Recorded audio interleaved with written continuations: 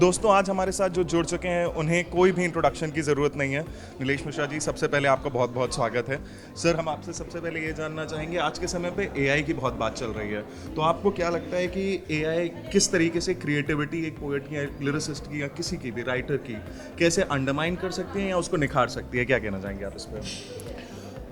Artificial intelligence एक ऐसी सच्चाई है जिससे हम मुंह नहीं मोड़ सकते हैं, तो इसका सामना तो करना होगा, इसके साथ कोएग्जिस्टेंस सीखना होगा। हाँ, अगर हम क्रिएटिव फील्ड को देखें तो अगर सोचने का काम पूरी तरह सौंप देंगे मशीनों को तो न वो मौलिकता रहेगी, न वो तकलीफ़ रहेगी, न वो सुखद बातें रहेंगी जो अक्सर रचनात्मकता में होती हैं। मुझे लगता है कि इसको साधना पड़ेगा और जैसे मैंने अपने एआई टूल को बहुत क्लियर इंस्ट्रक्शंस दिए हुए हैं कि कुछ भी बनाना तुमको नहीं है, लिखने का काम मेरा है, उस पर राय ज़रूर दो। और उसलिए मुझे लगता है कि बहुत काम का टूल है और धीरे धीरे जो स्टोरी टेलर्स हैं, जो जिनमें मौलिकता है, जिनके अपनी थॉट्स हैं, वो आगे रह पाएंगे आर्टिफिशियल इंटेलिजेंस के युग में, क्योंकि वो इसको डिप्लॉय कर पाएंगे, उसको साध पाएंगे एक ऐसे टूल के रूप में जो उनकी अपनी सोच को नए नए आयाम देता है। सर, आपके हिसाब से एक मास्टरपीस क्या है? What is your idea of a masterpiece? मेरी राय में दो तरह के गाने सबसे ज़्यादा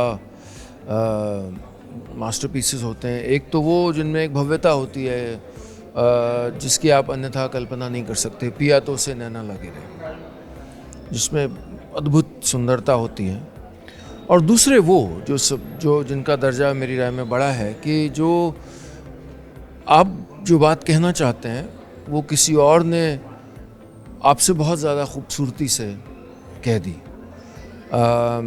मेरा एक ही टेस्ट होता है जब मैं कोई गाना लिखता रहा हूँ फिल्मों में, या कि क्या ये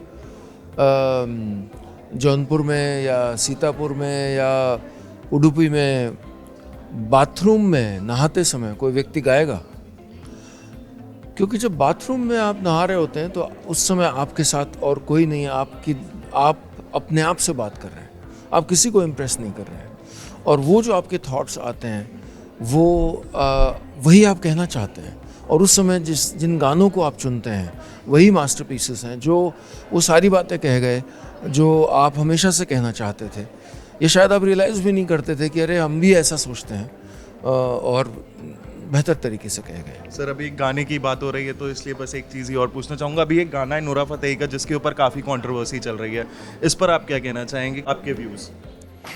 कोई भी क्रिएटिव फील्ड में जो लोग हैं उनको, वो चाहे जर्नलिस्ट हों, चाहे राइटर्स हों, चाहे स्टोरी टेलर्स हों, एक्टर्स हों, डायरेक्टर्स हों, मुझे लगता है कि ज़्यादातर लोगों को अपनी सोशल रिस्पॉन्सिबिलिटी का एहसास अब नहीं रहा है, अपनी ताकत का भी एहसास नहीं रहा है।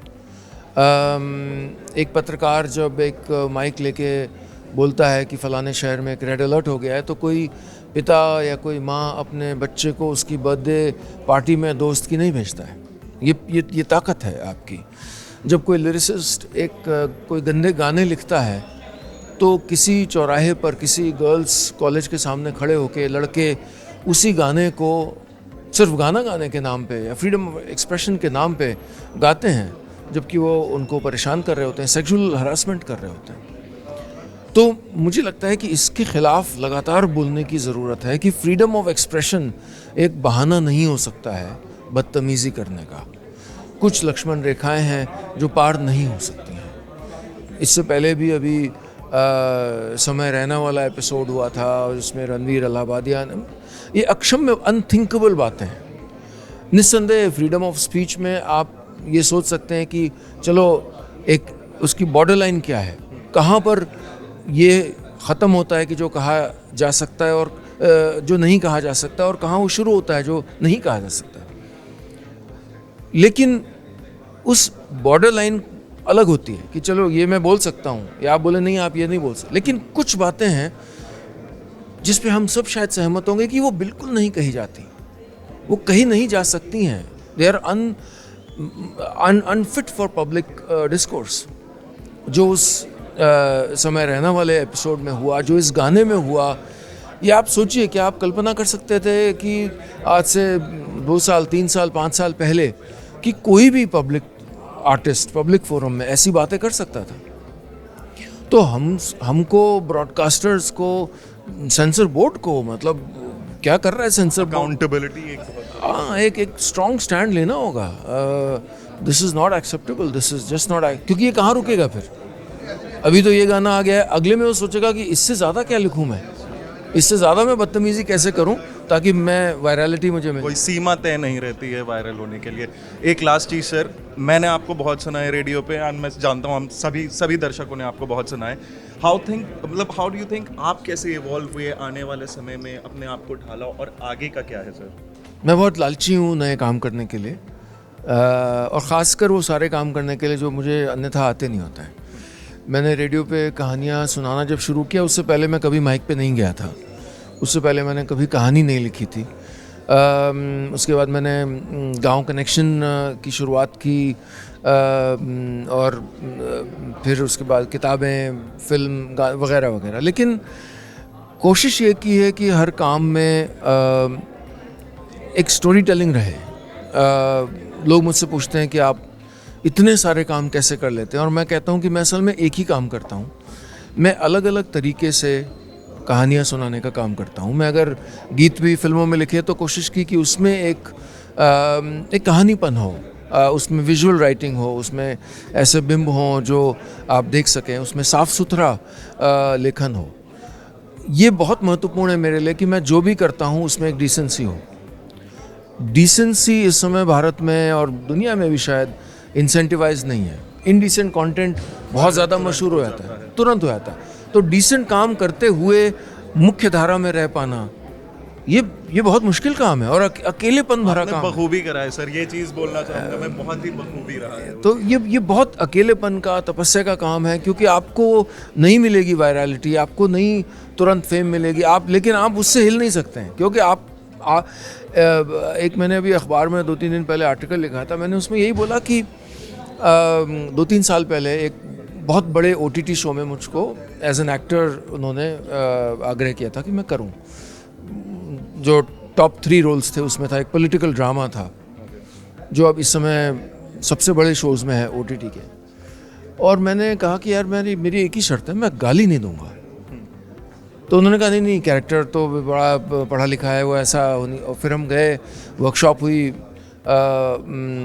बॉम्बे में, और जो उसकी एक्टर थी और 1-2 और जो साथी थे, सबने रिहर्सल शुरू किए और डायरेक्टर ने कहा सर भर भर के गाली देनी है।